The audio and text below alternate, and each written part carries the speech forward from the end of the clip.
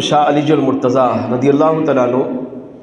صدیق اکبر رضی اللہ تعالیٰ عنہ سے کتنی محبت فرماتے تھے۔ بخاری شریف میں یہ حدیث پاک موجود۔ حضرت سیدنا محمد بن حنفیہ رحمۃ اللہ تعالیٰ علیہ اس حدیث پاک کے راوی ہیں۔ فرماتے ہیں کہ میں امیر المؤمنین مولا علی رضی اللہ تعالیٰ عنہ کی بارگاہ میں حاضر ہوا اور میں نے آپ سے پوچھا، اے مولا مشکل کشا، یہ بتائیے حضور علیہ السلام کے بعد لوگوں میں سب سے افضل کون؟ تو مولا علی رضی اللہ تعالیٰ عنہ نے فوراً ارشاد فرمایا کہ حضور کے بعد سب سے افضل ابو بکر صدیق رضی اللہ تعالیٰ عنہ۔ کون کہہ رہے ہیں؟ مولا مشکل کشا علی المرتضیٰ خود فرما رہے ہیں، جبکہ لوگوں میں یہ بات بیان کی جاتی ہے کہ حضور کے بعد سب سے افضل مولا علی، جبکہ مولا علی اپنا عقیدہ بیان کر رہے ہیں کہ حضور کے بعد سب سے افضل ابو بکر صدیق۔ محمد بن حنفیہ رضی اللہ عنہ کہتے میں نے پھر پوچھا، اے امیر المومنین بتائیے ابو بکر صدیق کے بعد کون افضل والا؟ تو آپ نے فوراً فرمایا کہ صدیق اکبر رضی اللہ عنہ کے بعد افضل و اعلیٰ ہستی سیدنا عمر فاروق اعظم رضی اللہ عنہ کی ذات پاک۔ اور ایک روایت میں یہ ہے، محمد بن حنفیہ فرماتے ہیں کہ اگر میں یہ بھی پوچھتا کہ فاروق اعظم کے بعد کون افضل والا ہے تو مولا مشکل کشا علی المرتضیٰ تب بھی اپنا نام نہیں لیتے، بلکہ آپ تب بھی خلیفہ ثالث سیدنا عثمان غنی رضی اللہ عنہ کا نام لیتے ہیں کہ ان کے بعد وہ افضل والا ہے۔ دوسری حدیث سنیے، جنتی صحابی سیدنا علقمہ رضی اللہ تعالیٰ عنہ اس حدیث کے راوی ہیں۔ فرماتے ہیں کہ میں مولا علی رضی اللہ تعالیٰ عنہ کی بارگاہ میں حاضر ہوا، کچھ لوگ آئے اور آپ کو آ کر یہ خبر دی کہ کچھ لوگ اے مولا مشکل کشا سیدنا ابو بکر صدیق رضی اللہ تعالیٰ عنہ اور سیدنا فاروق اعظم رضی اللہ تعالیٰ عنہ سے آپ کو افضل و اعلیٰ بتاتے ہیں۔ ہمارے سامنے اگر کوئی ہماری تعریف کرے تو ہم پھولے نہیں سماتے، خوش ہوتے ہیں کہ بھئی فلاں جگہ جو ہے نا آپ کی شان بیان ہو رہی تھی، آپ کی تعریف بیان ہو رہی تھی، آپ کے قصیدے پڑھے جا رہے تھے، اب ہم خوش ہوتے ہیں۔ کیوں؟ نفس خوش ہو رہا ہوتا ہے۔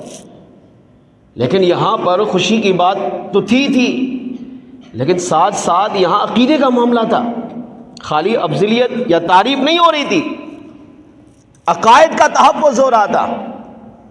تو علقمہ رضی اللہ عنہ کہتے ہیں کہ جیسے ہی مولا علی کو یہ پتہ چلا کہ کچھ لوگ ایسے ہیں جو یہ عقیدہ اپنا رہے ہیں، لوگوں میں یہ باتیں کر رہے ہیں کہ سیدنا مولا علی رضی اللہ تعالیٰ عنہ یہ افضل ہے، کس سے؟ سیدنا صدیق اکبر اور سیدنا فاروق اعظم رضی اللہ تعالیٰ عنہ سے۔ تو سیدنا علقمہ رضی اللہ عنہ کہتے ہیں مولا علی رضی اللہ تعالیٰ عنہ نے یہ سنا تو فوراً اٹھے اور مسجد میں تشریف لائے اور منبر رسول پر بیٹھ کر اعلان کروایا کہ فوراً لوگوں کو جمع کرو۔ دیکھیں اگر یہ معمولی مسئلہ ہوتا نا، چھوٹی بات ہوتی، تو مولا علی رضی اللہ تعالیٰ عنہ وہیں بیٹھے رہتے، اس پہ توجہ نہ دیتے، اس کو اہمیت نہ دیتے، لوگوں کو جمع نہ کرتے، مسجد میں آنے کی کیا ضرورت تھی؟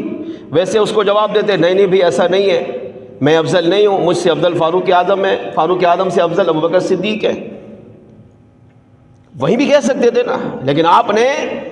اس مسئلے کو عام مسئلہ نہیں سمجھا، کیونکہ یہ عقیدہ تھا۔ قیامت تک مسلمانوں کو مولا علی ایک عقیدہ دے رہے تھے،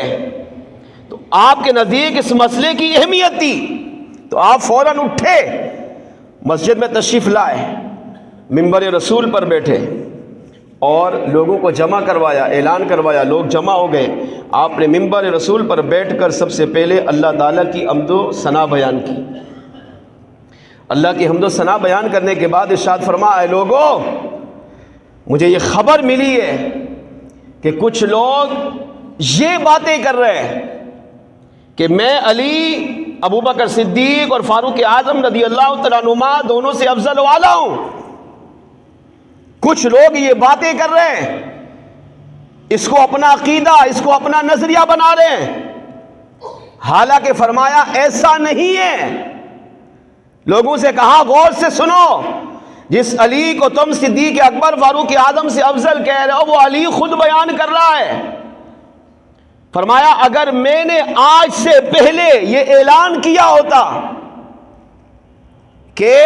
میں صدیق اکبر اور فاروق اعظم رضی اللہ تعالیٰ عنہ سے افضل نہیں ہوں، اگر یہ اعلان میں نے پہلے کیا ہوتا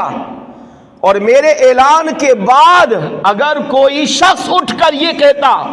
کہ اے علی آپ صدیق اکبر اور فاروق اعظم سے افضل و اعلیٰ گئے، تو آپ فرماتے میرے نزدیک وہ جھوٹا ہوتا، کذاب ہوتا، وہ مجھ پر بہتان باندھنے والا ہوتا، اور میں یہی لوگوں کے سامنے ابھی اس کو 80 کوڑے مار کر اس کو سزا دیتا۔ لیکن میں نے یہ پہلے اعلان نہیں کیا، لیکن سنو اب میں یہ اعلان کر رہا ہوں، تمہیں گواہ بنا رہا ہوں۔ منبر رسول پر بیٹھ کر مولا مشکل کشا نے صحابہ کے سامنے یہ بات بیان کی کہ اگر یہ اعلان میں پہلے کرتا تو جن لوگوں نے مجھے صدیق اکبر فاروق اعظم سے افضل کہا میں انہیں ابھی سزا دیتا، مگر کیونکہ میں نے یہ اعلان پہلے نہیں کیا تھا اب اعلان کر رہا ہوں۔ اور میرے اعلان کے بعد پھر فتویٰ دیا مولا علی نے، فرمایا میرے اعلان کے بعد اگر کسی نے آج کے بعد یہ کہا، عقیدہ اپنایا،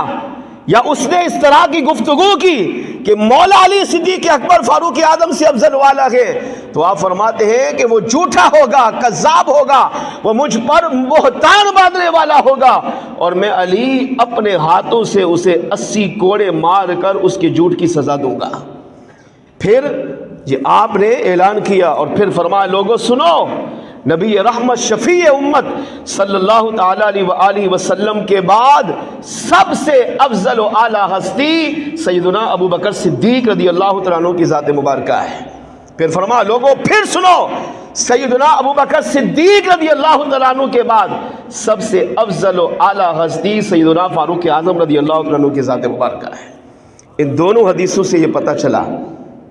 کہ مولا علی رضی اللہ تعالیٰ عنہ کا اپنا عقیدہ، آپ کا اپنا نظریہ یہ تھا کہ سیدنا صدیق اکبر رضی اللہ تعالیٰ عنہ پیارے آقا صلی اللہ تعالیٰ علیہ وآلہ وسلم کے بعد سب سے افضل و اعلیٰ ہے۔ انبیاء رسولوں کے بعد پوری کائنات میں سیدنا صدیق اکبر رضی اللہ تعالیٰ عنہ افضل و اعلیٰ، آپ کے بعد سیدنا فاروق اعظم رضی اللہ تعالیٰ عنہ کی فضیلت، ان کے بعد سیدنا عثمان غنی رضی اللہ تعالیٰ عنہ کی فضیلت، اور ان کے بعد چوتھے نمبر پر مسلمانوں کے چوتھے خلیفہ سیدنا علی المرتضیٰ مولا مشکل کشا رضی اللہ تعالیٰ عنہ کی فضیلت ہے۔ یہ عقیدہ